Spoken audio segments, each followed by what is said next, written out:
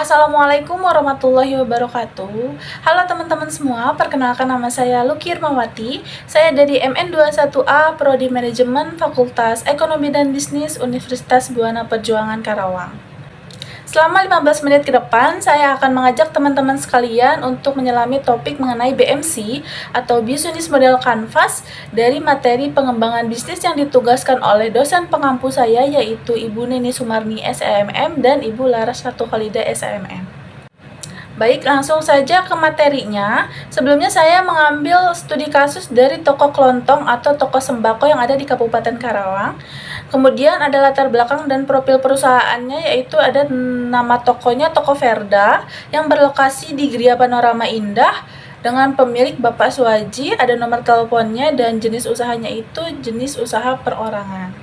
Kemudian ada fenomena yang pernah terjadi di Toko Verda, yaitu peningkatan harga bahan baku, peningkatan penggunaan internet, peningkatan kewirausahaan, serta inovasi produk dan layanannya. Yang pertama ada peningkatan harga bahan baku. Ketika harga bahan baku seperti beras, minyak goreng, gula, atau bahan makanan lainnya itu naik secara signifikan, toko sembako itu mungkin menghadapi tekanan untuk menaikkan harga produk mereka. Kenapa? Karena bisa menjadi masalah bagi pelanggan yang sulit menutupi biaya tambahannya mereka gitu. Adapun peningkatan penggunaan internet, UMKM semakin banyak menggunakan internetnya untuk memasarkan produk mereka dan mencari pelanggan baru melalui media sosial atau platform e-commerce-nya. Contohnya, Toko Verda ini kan berlokasi di perumahan. Biasanya di perumahan ini ada grup khusus jual beli makanan atau produk-produk yang mereka jual. Nah, semisal Toko Verda punya promo minyak goreng beli 2 gratis 1, Toko Verda tinggal menawarkan kepada ibu-ibu yang ada di dalam grup tersebut saja gitu. Dan selanjutnya ada peningkatan kewirausahaan. Semakin banyak orang memulai bisnis kecil, mereka sendiri akan menciptakan persaingan yang sehat dan mendinamisasi pasar lokal yang ada. Adapun inovasi produk dan layanannya, UMKM itu terus menciptakan produk baru dan layanan yang inovatif untuk memenuhi kebutuhan pasar dan mengikat pelanggannya. Lanjut, di sini ada rumusan masalahnya. Yang pertama ada keterbatasan akses keuangan. Banyak UMKM mengalami kesulitan dalam mendapatkan pinjaman atau modal untuk mengembangkan usaha mereka. Selanjutnya, keterampilan dan pengetahuan terbatas. Kurangnya keterampilan dalam manajemen bisnis, pemasaran, dan keuangan membuat UMKM itu kesulitan mengelola usaha mereka secara efisien. Kenapa? Karena kurangnya perencanaan yang matang, manajemen keuangannya kurang baik, peningkatan keterampilannya juga kurang, serta strategi pemasarannya yang tidak efektif gitu teman-teman. Lanjut, ada ketergantungan pada pasar lokal. UMKM seringkali terbatas pada pasar lokal mereka dan kesulitan mengakses pasar regional atau globalnya. Terus adapun persaingan yang ketat, semakin banyaknya UMKM yang muncul itu akan meningkatkan persaingan dan membuat sulit bagi pembisnis untuk mempertahankan pangsa pasar mereka. Di sini ada tujuan program. Ada peningkatan keuntungan, kepuasan pelanggannya, peningkatan keamanan dan kualitas produk, penggunaan teknologi, serta berkelanjutan lingkungan. Yang pertama ada program peningkatan keuntungan. Program tersebut itu dirancang untuk meningkatkan profitabilitas toko dengan mengelola biaya operasional, menawarkan harga yang kompetitif, atau menawarkan produk-produk berlabel premium dengan margin laba yang lebih tinggi.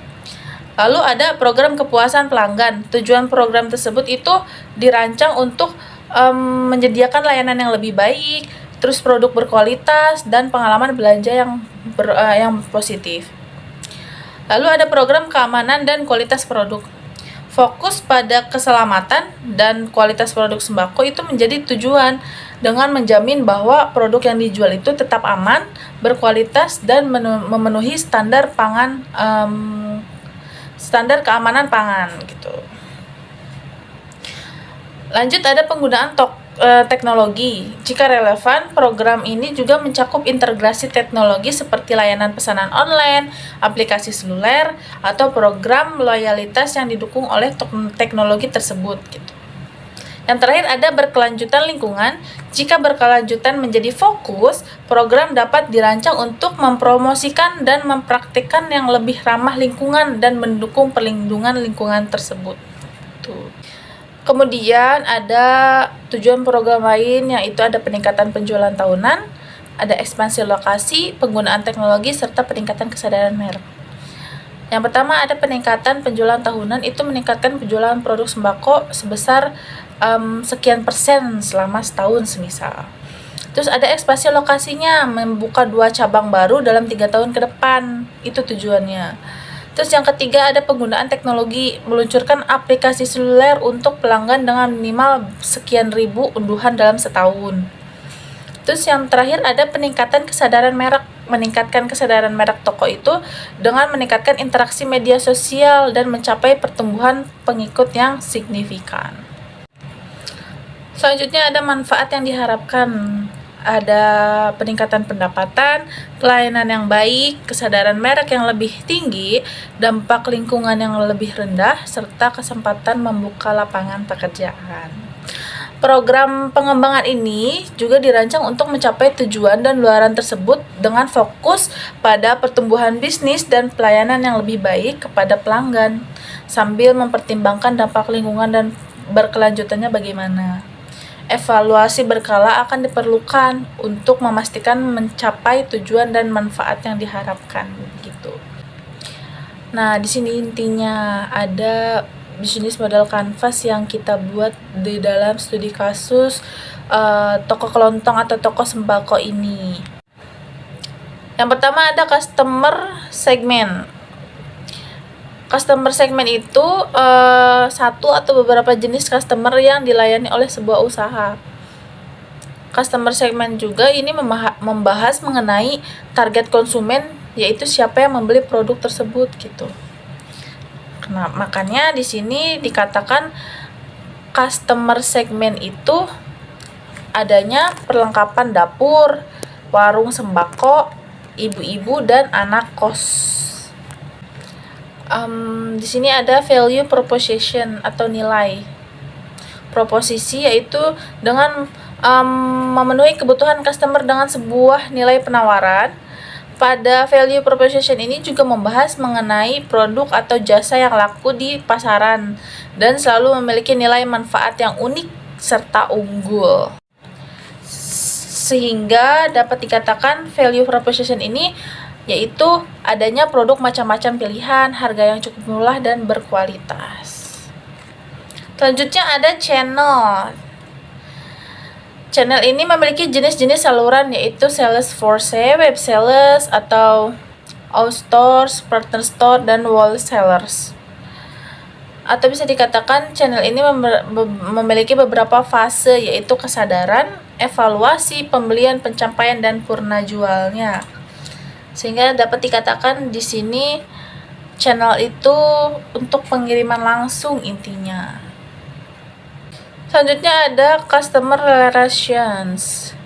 Itu hubungan dengan customer yang dibangun dan dipertahankan bersama masing-masing customer segment. Nah, customer relation ini pelanggannya itu dapat didorong oleh motivasi seperti akuisisi pelanggan, mempertahankan pelanggan, serta meningkatkan penjualan gitu. Sehingga dapat dikatakan customer relationship ini hanya di WhatsApp. Kemudian revenue stream adalah jenis pendapatan yang dihasilkan dari proposisi nilai yang ditawarkan dengan sukses ke customer. Elemen ini juga terdiri dari business to business, business to customer, dan business customer to customer. Contohnya sebuah perusahaan yang membuka toko untuk menjual produknya, sedangkan customer to customer adalah transaksi usaha yang memberikan layanan kepada pedagang gitu, yaitu pelapak online atau reseller perseorangan yang mental produknya langsung ke konsumen akhir secara eceran. Makanya bisa dikatakan bahwa revenue stream itu penjualan dari berbagai macam produk. Adapun key resources atau aset, di sini kunci aset ada karyawan, modal, kendaraan, yakin untuk memulai usahanya. Karena key resources ini adalah aset yang dibutuhkan untuk menawarkan dan menyampaikan nilai proposisinya gitu. Elemen ini juga dapat dikategorikan menjadi 4, yaitu fisik, intelektual, manusia, dan finansial. Masuk ya teman-teman. Adapun selanjutnya ada key activity, kunci aktivitasnya.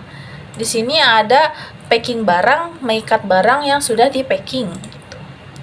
Key activities ini juga aktivitas yang dilakukan untuk mempertahankan dan menyampaikan nilai proposisinya. Elemen ini juga dikategorikan menjadi 3, yaitu produksi, pemecahan masalah, dan platform atau jaringan. Selanjutnya ada key partner. Key partner ini di sini ada pemilik lahan dan menyediakan berbagai macam barang. Jadi kayak investor ya, kayak vendor gitu. Dan terakhir ada cost struktur. Di sini cost struktur itu ada gaji karyawan, pembelian barang tunai, sama biaya operasional. Cost struktur ini yaitu jenis biaya yang terjadi untuk jalannya usaha. Kami juga akan sangat berguna bila struktur biaya model bisnis ini dibedakan menjadi 2 kelas, yaitu terpacu biaya sama terpacu nilai. Untuk yang terpacu biaya ini adalah biaya yang fokus hanya pada penilaian biaya saja, sedangkan terpacu nilai adalah fokus pada penciptaan nilai. Elemen ini juga memiliki karakteristik yaitu biaya tetap, biaya variabel, skala ekonomi, dan lingkup ekonomi. Seperti itu, teman-teman. Dan terakhir di sini ada dokumentasinya. Teman-teman bisa lihat di toko Verda atau toko kelontong ini sangat lengkap ya. Sudah memenuhi kualitas pelanggan gitu. Nah, seperti itu teman-teman. Mohon maaf jika masih banyak kurangnya. Saya tutup dan saya akhiri. Terima kasih. Wassalamualaikum warahmatullahi wabarakatuh.